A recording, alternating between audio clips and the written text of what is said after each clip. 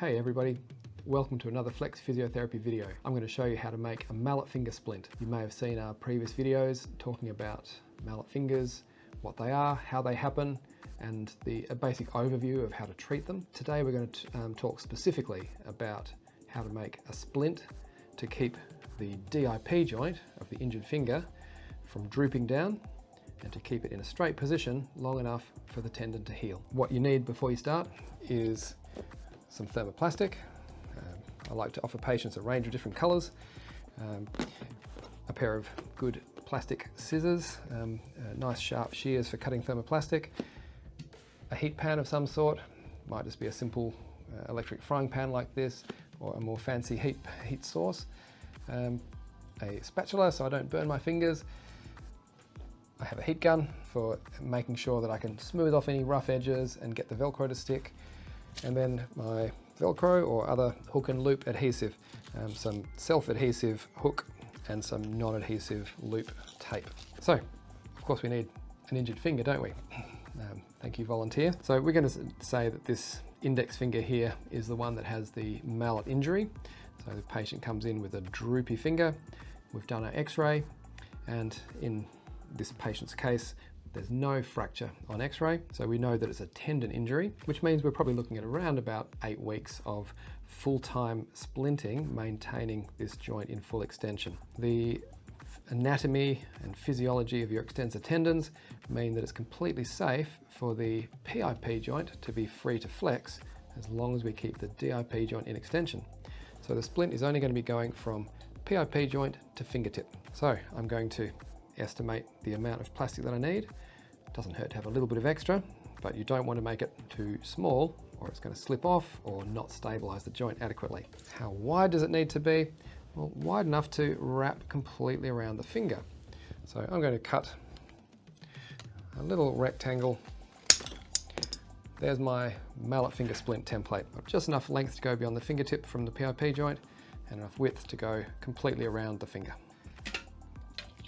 We place this into the warm water until it softens. Doesn't take very long unless you're watching it intensely, waiting for it. Give that a quick pat dry, and we are ready to mold. Now, I want the seam to be down, in this case, the radial side, because it's an index finger.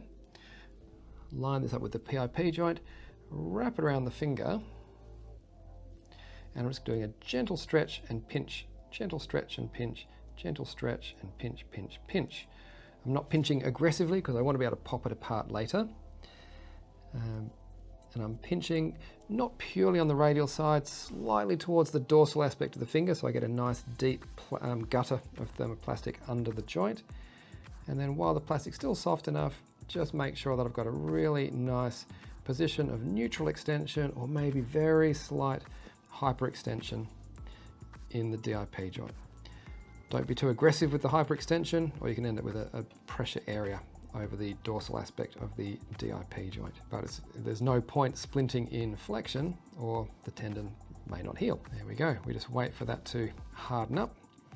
If it's a slim tapered finger like this, you might be able to just slide the splint off when it's ready and place it into a protected position on the table.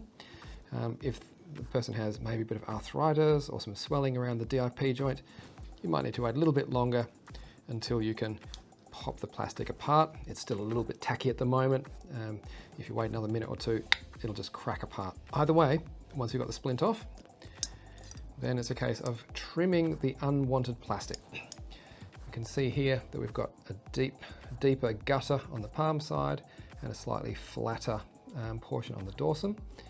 So I'm going to slide my splint into the, slide my scissors into the splint like so, and cut along on the palm side, all the way around the fingertip, where it's going to be going underneath the fingertip for it to rest in like this, and just a little bit, no more than a centimetre or so down on the non-seam side. Do the same on the dorsal part. Slide my scissors in, cut through the plastic. Now it gets a little bit awkward at the moment with all this flappy stuff on the side, so I'm just going to get rid of that so it's easier to see what I'm doing. And Now, of course, we need plastic underneath the fingertip to hold the joint straight, but we don't need any pressure on top of the finger. And so we can allow a little bit of ventilation by trimming across roughly at the base of the fingernail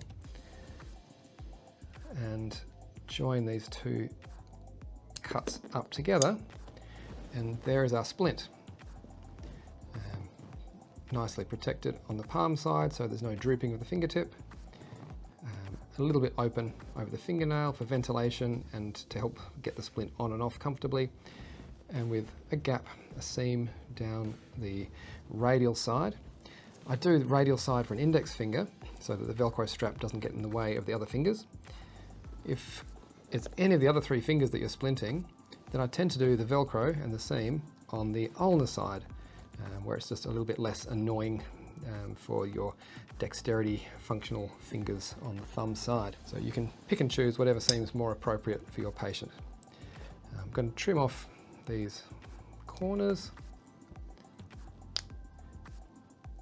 and we're ready for the next stage of finishing off the splint, which is going to be rolling back this edge for comfort. So I'm going to help the patient get into the splint without letting the fingertip droop.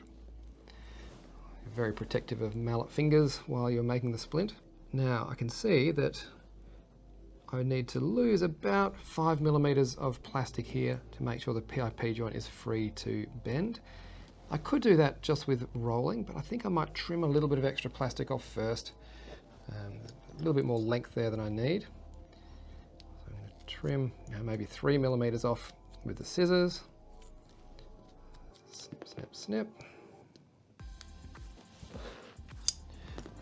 And then I can dip just this proximal edge into the warm water.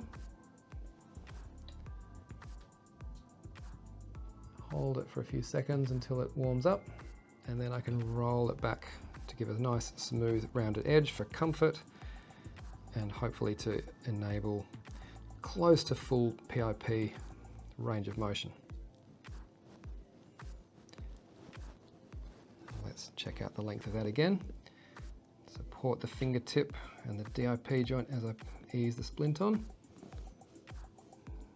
Okay, so now much better PIP range of motion.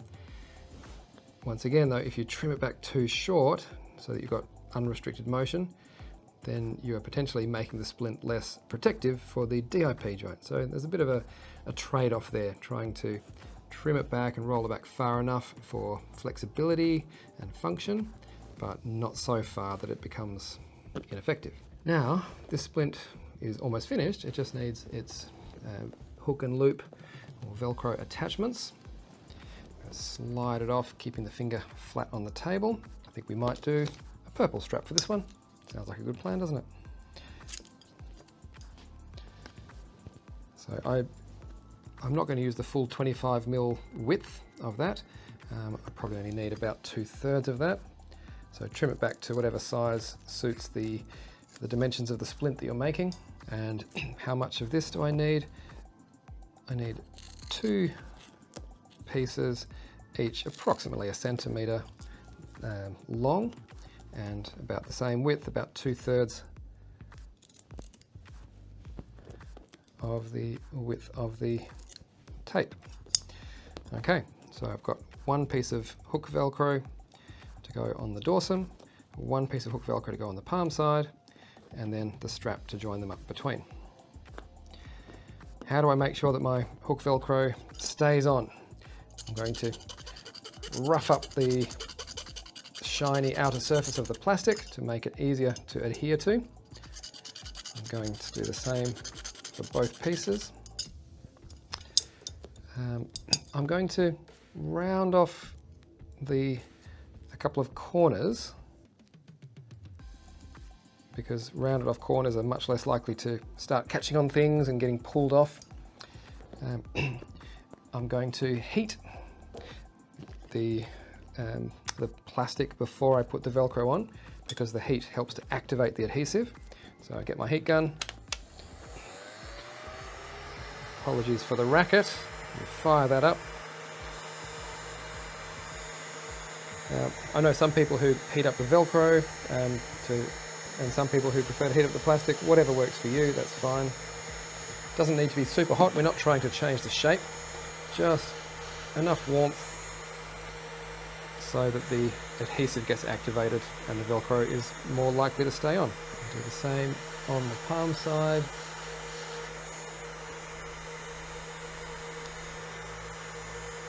Like that. That's all well and good. It's just about ready to go. But from experience, I've learned the hard way that if you have a Velcro strap like this and the patient is removing this strap repeatedly to get the splint on and off, then often this edge, the further edge away from your seam, starts to lift off. And so I'm going to reinforce those edges to try to make sure that the patient doesn't need to make unnecessary trips back to get their splint repaired. I'm just going to cut a small little welding strip of thermoplastic like this, just 1 millimeter or 2 wide. And this time I am heating the plastic quite aggressively, not just to soften it and shape it, but enough to make it sticky and tacky. Once it starts to flare up like that, it's getting ready to go. I just lay that across the edge that I want to reinforce. Now, keep in mind this is pretty hot. The air coming out of here might be 250 or 300 degrees Celsius. If you don't have battle-hardened fingertips, then a really nice trick is just to quickly dip your fingers in water, which makes them much less likely to burn. It absorbs the heat really very rapidly in the water, and it also makes it harder for the plastic to stick to your fingertip, which is when it really does scald you a bit. I'll repeat that now, this time with my damp thumb tip. Can't feel a thing. And again, rounded edges look better and get less raggedy and don't catch on things so much. Here's the splint. So we are going to slide the fingertip. You can always reach through. That's the nice thing about having it cut open. Reach through to support the fingertip as it goes into the splint. Gentle tension, firm but not tight. Trim the strap back to length. Check to make sure there's no rough edges, corners, pressure points, anything which feels obviously uncomfortable for the patient. And then it's just a matter of providing all the education of how does the patient get the splint off and back on again without ever letting the fingertip droop down. And we have a separate video of how to do that as well. And that is how you make this particular type of mallet splint. If you have been in hand therapy for a while, if you know hand therapists, you've probably seen many other forms of mallet finger splint. There's no one right way of doing it. I'll probably show another video at some point of a clamshell style splint, and there are many other options out there. So feel free to experiment and see what you're most comfortable with, but have fun exploring and trying this option out as well. Thanks for your time. See you in the next video.